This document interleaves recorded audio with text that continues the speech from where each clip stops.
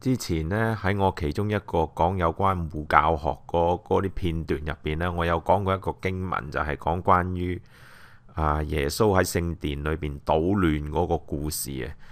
咁即係當時就即係有人留言同我講，就話即係你咁樣睇個聖經呢，係即係相當有趣。咁但係即係同日常生活係嘛，即係同即係改變人嘅生命有咩關係呢？但係我嘅意見呢，就係即係聖經佢本來就係有意義嘅，你睇得正確呢，就係能夠改變人生命。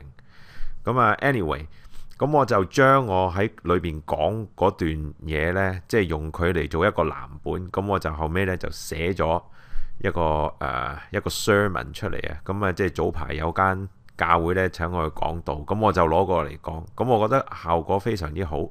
咁亦都係即係如果你問我，如果係我聽嘅話，我會覺得係有意思嘅。咁但係就有個問題，即係我自己錄咗之後呢，先至發覺其實我啲英文呢，真係講得唔係幾好啊，都係好過成龍少少咁多。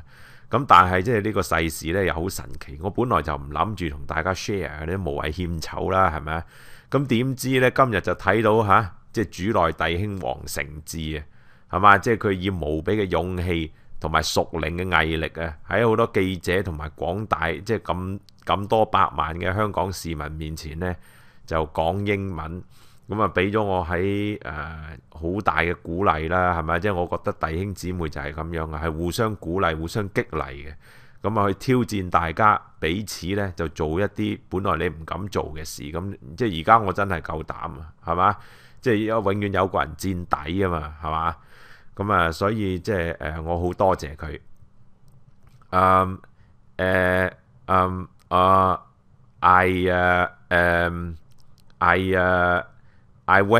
I went to give sermon 講道。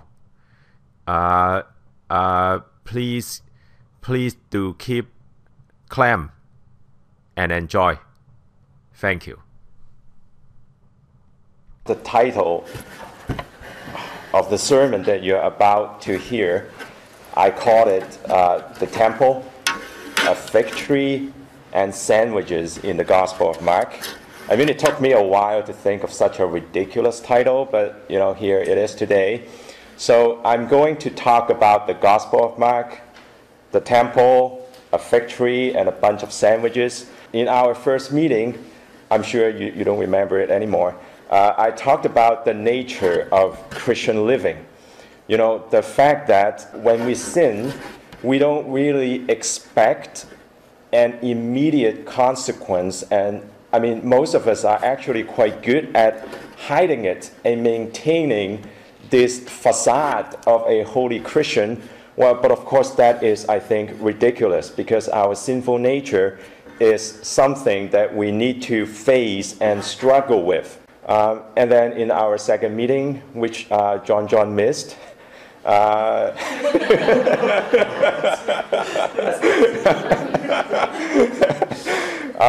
we discussed Jesus' promise that what we ask for will be given to us. That's Jesus' promise.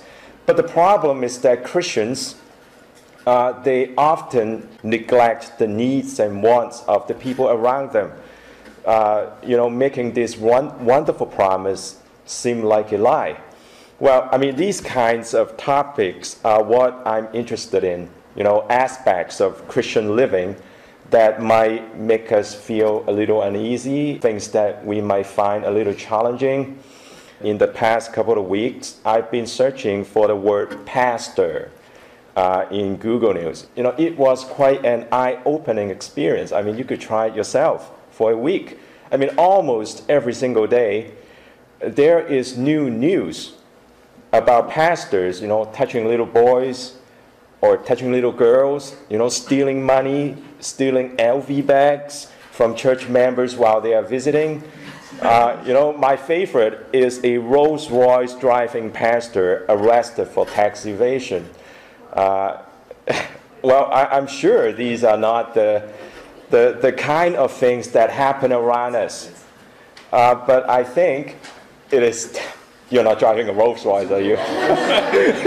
Don't scare me, I mean,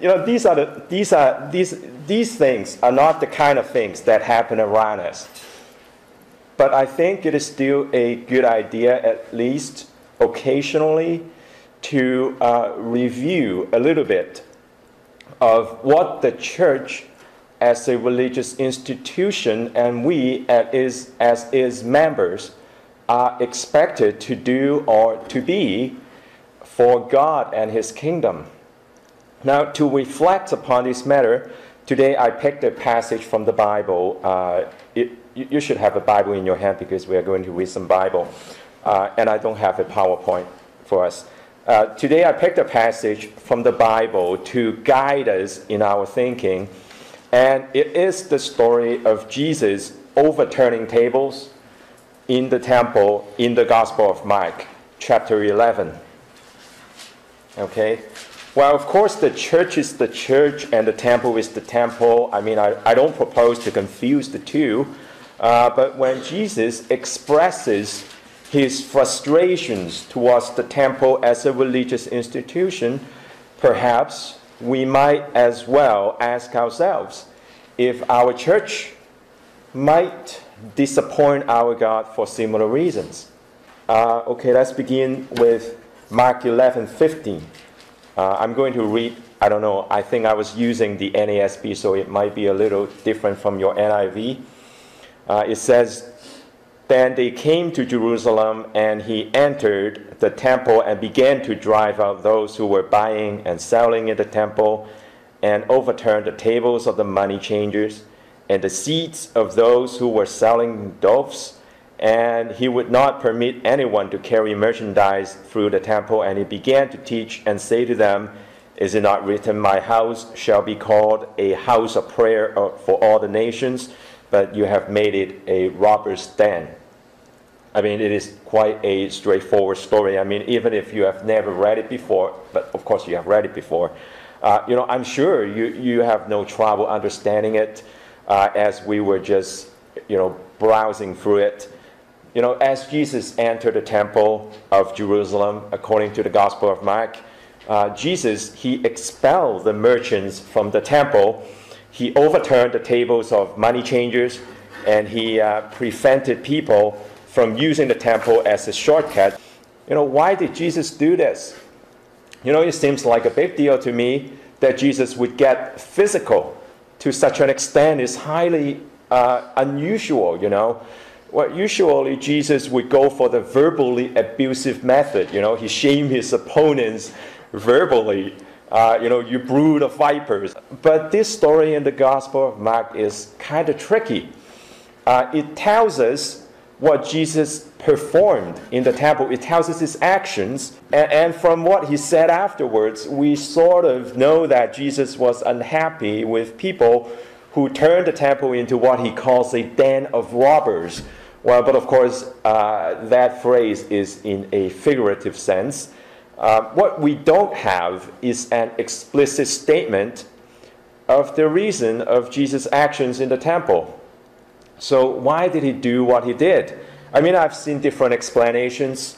The most popular one, probably the one that you're quite familiar with, is that when Jesus saw what was going on in the temple, he was ticked off, and in a fit of anger, he was angry. He blew a fuse or something, so he committed these actions. So he did these things out of anger. But in more recent years, there is an increasing number of scholars who think that it was not an act of anger. Jesus was perfectly calm and calculated in his actions. They are symbolic actions. Well, symbolic actions, it is a trait of biblical prophets. For instance, there is this famous story, and one of my favorite in the Old Testament. God told Ezekiel to bake bread on human excrement for 390 days. You know what that means, right? Excrement. Ezekiel needs to eat this bread. This is to symbolize the impurity of Israel. It's worse than Fear Factor. I mean, in case you wonder how that story goes, Ezekiel said to God, It's gross. Do we need to go that far for that symbolic action? And God said, well, okay, you're right. So don't use human excrement. Use animal dung instead. That there is some humor in the Old Testament. So that's Ezekiel for you. So some scholars came to understand Jesus' actions in the temple in the same vein of prophetic symbolic actions. In other words, according to this view, Jesus did not turn over the tables because he momentarily lost control of his temper and went berserk. He did it to symbolize the destruction of the temple.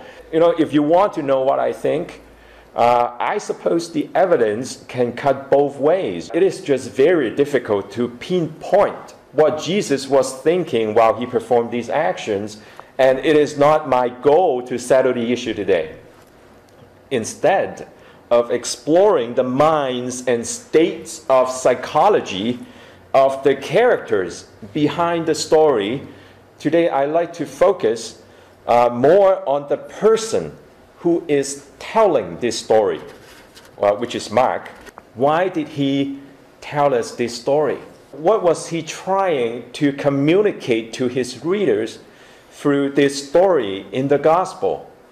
And what is the problem with the temple that Mark saw? I mean, these are not the usual questions that we ask when we study the story because, I don't know why, but nowadays in the church or in Bible studies, we go straight for the history behind the text. But I think these are the questions that are worth asking. And, when it comes to considering the intention of the author of a text, what we have tangible in our hands is nothing but the text itself. When we do Bible studies, we focus on the text of a given passage that we pick. While that is an important exercise, of course, no doubt about it, the author is trying to convey meanings through the use of words, but we often forget that it is just one of many ways through which an author of a text employs to pass on messages. It is not just the composition or the combination of words and sentences. A competent author like Mark would have a much more varied repertoire than that. So I like to consider the placement of the story of Jesus' actions in the temple in the Gospel of Mark. Where do we find it in the Gospel?